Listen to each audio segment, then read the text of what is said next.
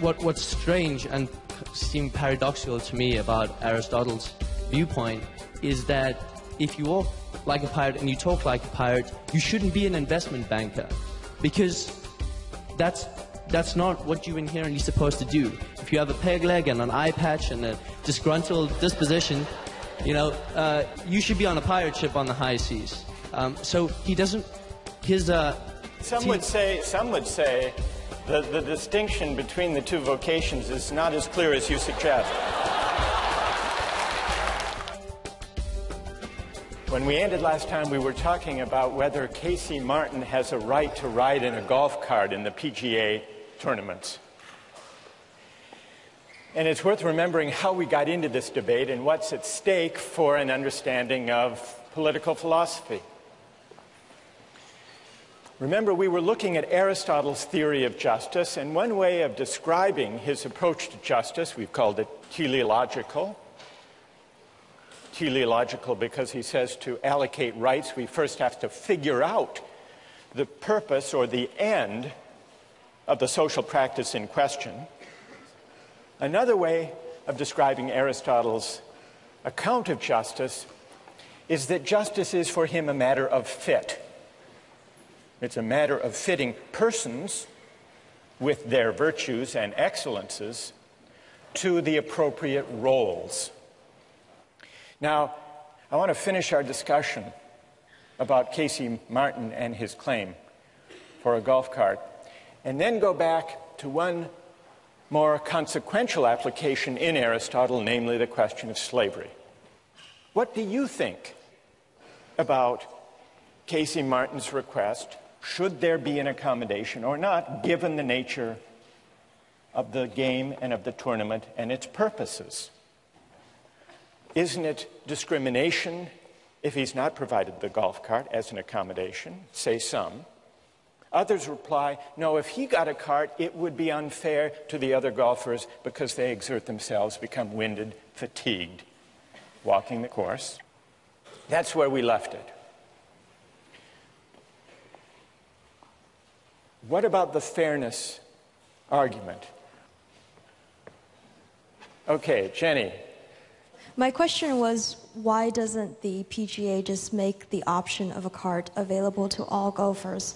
From our readings, I learned that there are many golf tournaments other than the PGA where using a cart is not prohibited, and for something like the seniors tournament, it's even allowed and encouraged. So why doesn't the PGA just do that? Let everybody use a cart. Or give everyone the option of using a cart and let them pick. So the traditionalists can say, well, I still choose to walk the course, but I do that knowing that I will be more tired at the end than the people who took the cart. Good. All right, so what about Jenny's solution? For the sake of fairness, don't give Casey Martin an advantage, if indeed there is an advantage to riding in a cart. Let everyone who wants to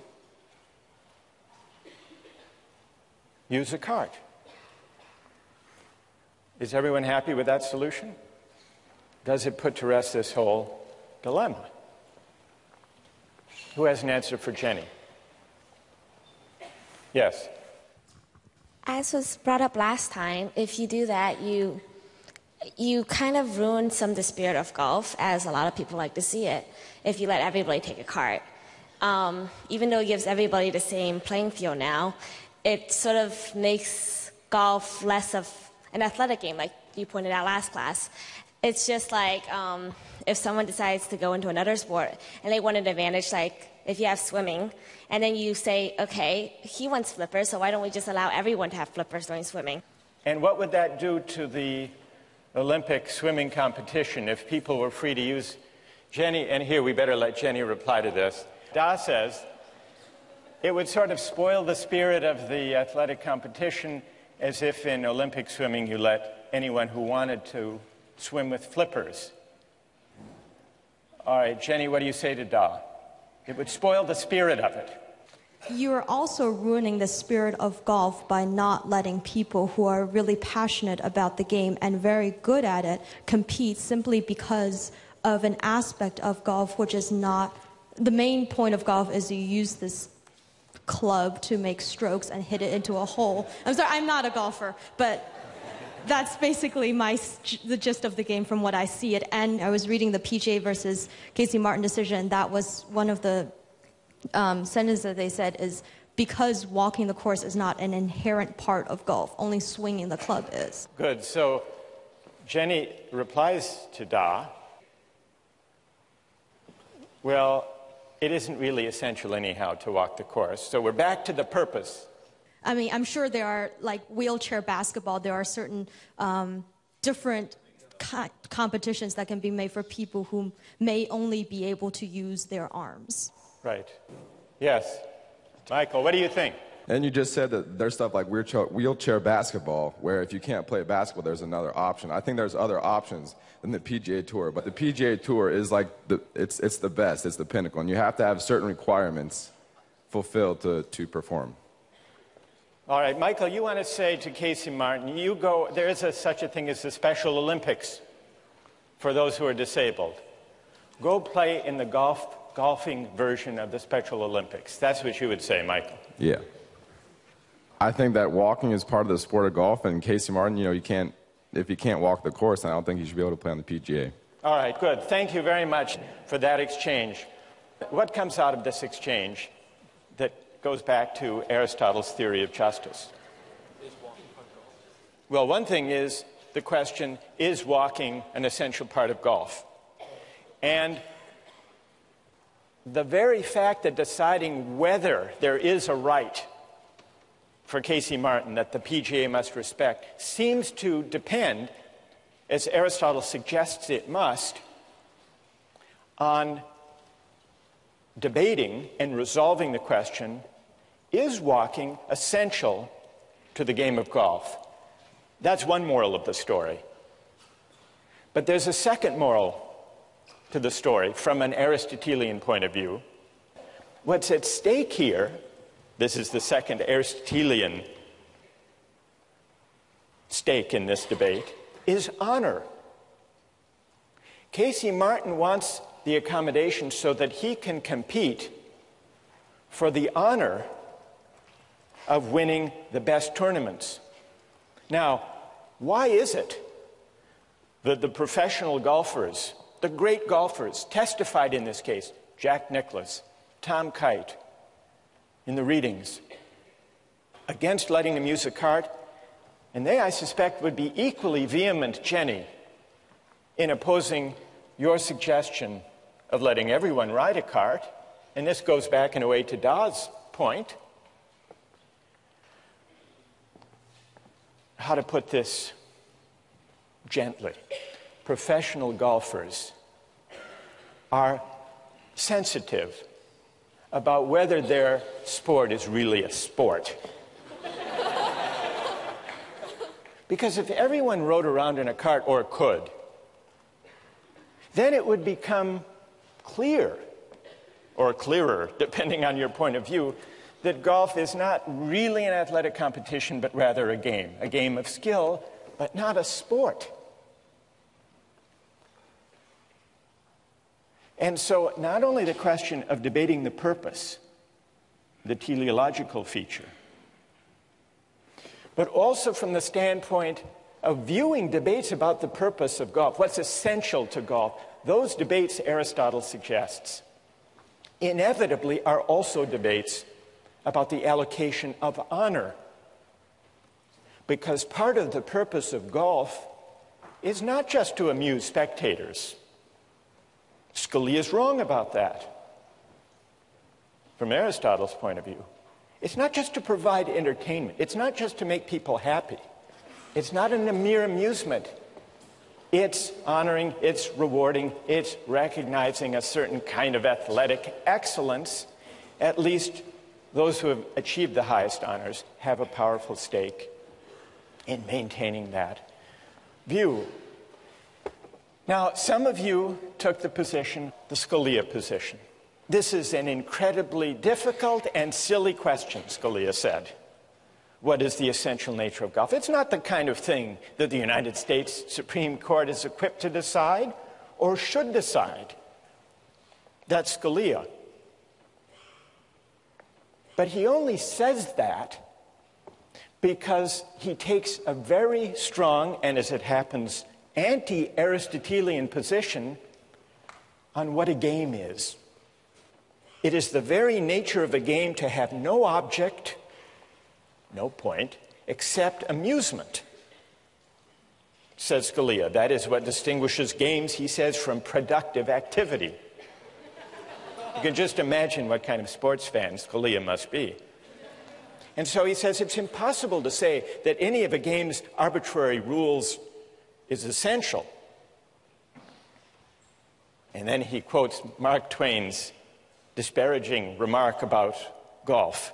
He says, many consider walking to be the central feature of golf. Hence, Mark Twain's classic criticism of the sport, a good walk spoiled.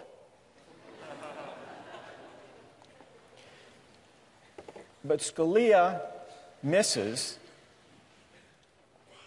an important feature of games and the arguments about rights and fairness that arise from games when he casts games, sports, athletic competitions as solely for the sake of amusement,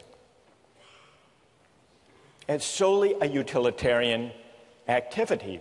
But an Aristotelian view of sports says, no, it's not just about amusement. Real sports, real athletic events are also about appreciation, not just amusement. And people who follow sports and care about sports and play sports know this, which is another way of saying there's a difference between a sport and a mere spectacle.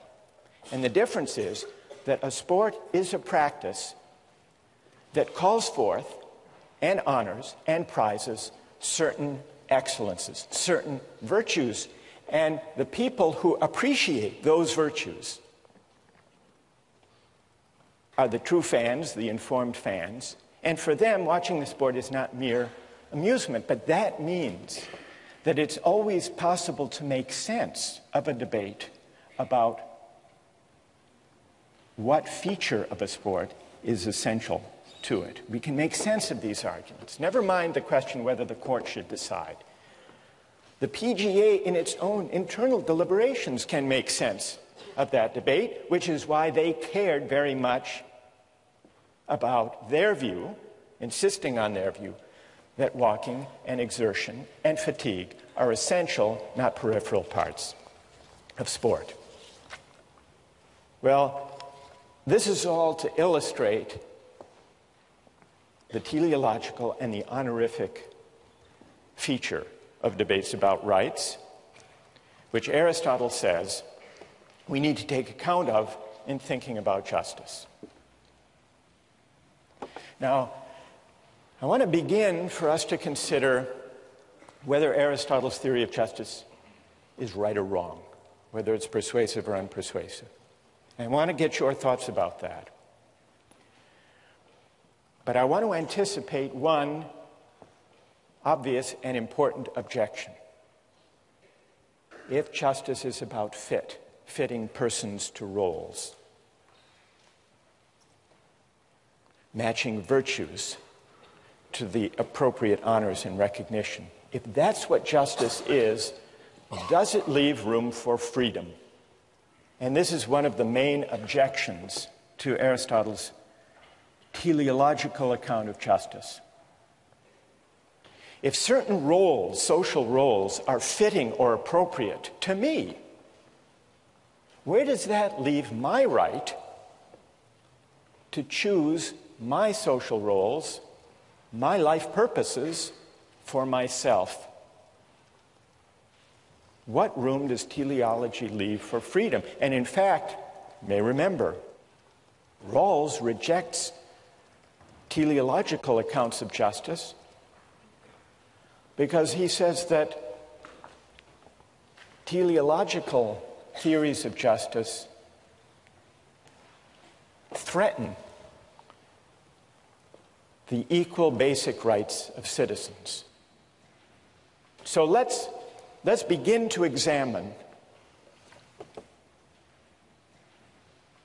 whether Aristotle is right, and in particular, whether his teleological way of thinking about justice is at odds with freedom. Now, one obvious reason to worry is Aristotle's defense of slavery. He defends slavery, which existed as an institution in the Athens of his day. Well, what is his defense of slavery?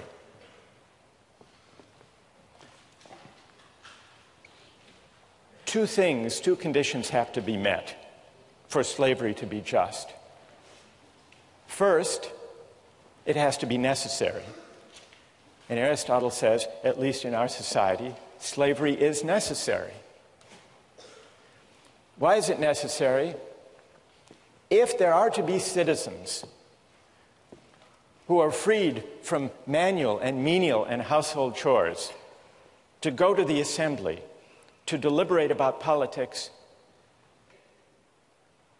there have to be some who look after those menial tasks, the mere necessities of life. He says, unless you could invent in some science fiction a technological fix, then there are going to be those who have to do the hard and difficult and menial labor if there are to be citizens deliberating about the good and realizing their nature. So slavery is necessary for the life of the polis, for there to be open to citizens. The life of deliberation, of argument, of practical wisdom. But there's a further condition that has to be met. Slavery has not only to be necessary for the community as a whole to function, but it also has to be the case, remember the criterion of fit, it also has to be the case that there are some people for whom being a slave is the just or the fitting or the appropriate condition. Now, Aristotle agrees that by his own standards, both of those conditions must be met, must be true, if slavery is to be just. And then, in a deplorable passage, he says, well, it is true that there are some people who are fit by nature, who are cut out to be slaves. These are people who differ from ordinary people in the same way that the body differs from the soul. These are people who are meant to be ruled. And for them, their nature is best realized if they're slaves. They can recognize reason in others, but they can't partake of it. They can't exercise it. And somehow we can know this. Now, Aristotle must have known that there was something dodgy, something strained about this claim, because he quickly acknowledges that those who disagree may have a point. And what those who disagree point out is that there are a lot of people in Athens who are slaves, not because they were born to be slaves or fit to be slaves, but because they were captured, they were losers in a war. And so Aristotle admits that as practiced in ancient Athens, slavery didn't necessarily line up with who actually is fit or born to be a slave, because some actual slaves just were slaves by bad luck, by being captured in a war. And on Aristotle's own account, even if it's necessary to have slavery for the sake of citizenship, it's unjust if people who aren't properly slaves are cast in that role. There is a misfit. Aristotle recognizes that slavery for those who aren't fit for the task is a kind of coercion. The reason slavery is wrong is not because it's coerced. Coercion is an indicator that it's wrong because it's not natural. If you have to coerce someone into a role, that's a pretty good indication that they don't belong there, that that role isn't fitting for them. And Aristotle recognized this. So all of this is to say, the example of slavery, Aristotle's defense of it, doesn't show that there's anything wrong in principle with teleological argument or with the idea of justice as fit between persons and roles, because it's perfectly possible within Aristotle's own terms to explain what's wrong with this application, this practical application that he made of his theory. I want to turn to the larger challenge to Aristotle in the name of freedom, but before I do that, I want to see what people think of Aristotle's account of justice as fit, his teleological way of reasoning about justice, and the honorific dimension of rights and of distributive justice that emerged in our discussion of flutes and politics and golf. Questions of clarification about Aristotle or objections to his overall account? Yes? My objection to Aristotle is that he wants to match a person to a role. And, you know, if you walk like a pirate and you talk like a pirate, you know, you should be a pirate. And that is what is right. And so what's strange and seemed paradoxical to me about Aristotle's viewpoint is that if you walk like a pirate and you talk like a pirate, you shouldn't be an investment banker, because that's not what you're inherently supposed to do. If you have a peg leg and an eye patch and a disgruntled disposition, you know, you should be on a pirate ship on the high seas. So he doesn't. Some would say the distinction between the two vocations is not as clear as you suggest. All right, but that's good. I take the point. Yes. Go ahead. It just seems to ignore individual rights. So I might be the perfect janitor in the whole world, and I can do that job the most efficiently out of anybody that exists right now, but I might not want to do that. I might want to do any other number of pursuits, and it seems to say that that isn't really a good option for me. All right, and what's your name? Mary Kate. Good. All right, let's take a couple more. Yes. I think that the golf cart exchange sort of brought up what I see as my main objection to this theological mode of reasoning. I mean, Michael, I think that was your name, right? Believes that walking is an inherent part of golf. Myself, I believe that walking is not an inherent part of golf. And I feel that no matter how long we debate this particular point of contention, we're never going to reach an accord. The theological framework of reasoning, I believe, doesn't really allow us to come to any sort of agreement. All right, and what's your name? Patrick. Patrick. All right, let me try to address this set of objections to Aristotle. Let me start with Patrick's. It's an important objection. We had a debate about whether walking is essential to golf, and even in so seemingly trivial, or at least contained, a case as that, we couldn't agree. How can we possibly hope to agree when the stakes are higher and when we're debating the fundamental purposes or ends of political community? And so if we can't agree on what the ends or the goods of our shared public life consist in, how can we base justice and rights on some notion of what the end or the purpose or the good consists in? That's an important objection, so much so that much modern political theory takes that worry about disagreement over the good as its starting point and concludes that justice and rights and constitutions should not be based on any particular conception of the good or the purposes of political life, but should instead provide a framework of rights that leaves people free to choose their conceptions of the good, their own conceptions of the purposes of life. Now, Mary Kate said, what if a person is very well suited to having a certain role, like the role of being a janitor, but wants something else, wants to reach higher, wants to choose another way of life? So that goes back to this question about freedom. If we take our bearing as persons from roles that are said to fit our nature, shouldn't it at least be up to us to decide what those roles are? In fact, shouldn't it be up to us to define what roles are suitable to us. And that's going to take us back to the confrontation between Aristotle on the one hand and Kant and Rawls on the other.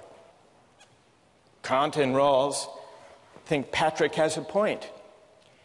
They say precisely because people disagree in pluralist societies about the nature of the good life, we shouldn't try to base justice on any particular answer to that question. So they reject teleology. They reject the idea of tying justice to some conception of the good.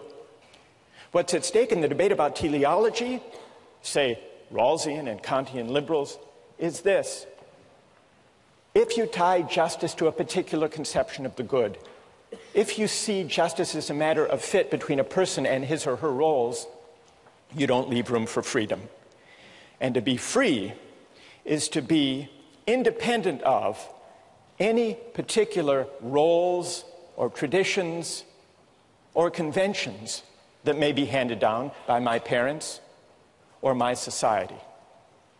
So in order to decide as between these two broad traditions, whether Aristotle is right or whether Kant and Rawls are right, we need to investigate whether the right is prior to the good, question one, and we need to investigate what it means to be a free person, a free moral agent. Does freedom require that I stand toward my roles, my ends, and my purposes as an agent of choice, or as someone trying to discover what my nature really is? Two big questions, and we'll take them up next time.